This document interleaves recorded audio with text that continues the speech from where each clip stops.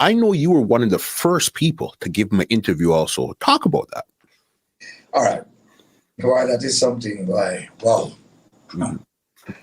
I decided because I was so close to both artists. And when they had that feud, it was really devastating to me. It hurt, it hurt me a whole lot because knowing the two of them, and I had also one, if I pay a bounty, a Beenie would screw. So I said, but I don't like, the two artists, they meant a whole lot to me because Bounty mother, Miss Ivy, she loved me a whole lot. We were very close, and she loved me because I used to bring Bounty to the forefront. I really look out for Bounty Killa in terms of playing his music and telling people about Bounty. Right. Beenie Man, on the other hand, now was close to me on another level. Now, when this feud happened, and then they were at it, I'm telling you, it was really scary, right? I said, no, it can't go on. But I need to get them. We need to have them together. So I decided as a Bounty. I called him up and said, no, look, we have to put an end to this. We need to talk, man. You and Beenie need to come together, all right? And I called Beenie.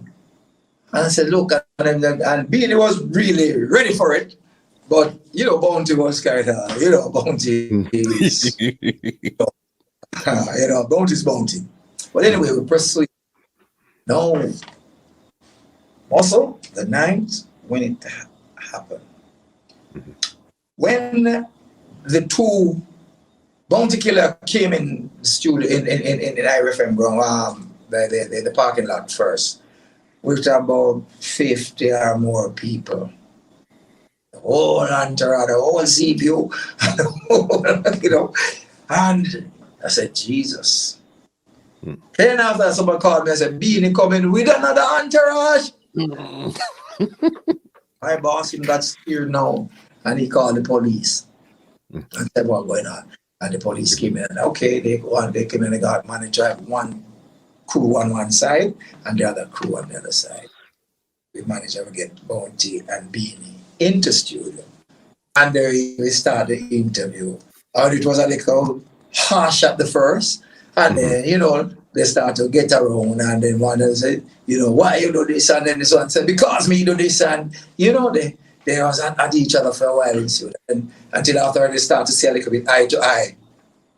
And then I said, brethren, look, we're one people, right?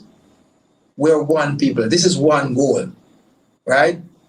Jamaica, reggae, dancehall music, going forward, right? The world is looking at both of you now. So right now, right, let's throw that animosity aside and shake hands.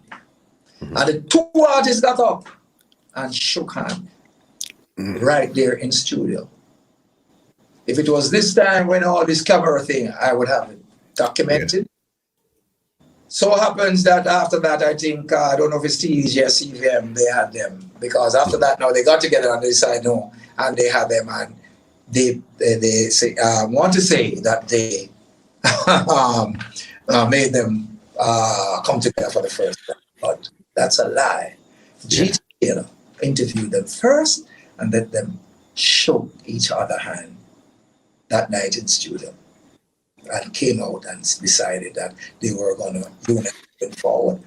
They didn't really unite for a long time after that thing, but it wasn't as harsh as before. That was one of my most scary interviews I had. This podcast is brought to you by www.twolinedmusichut.com.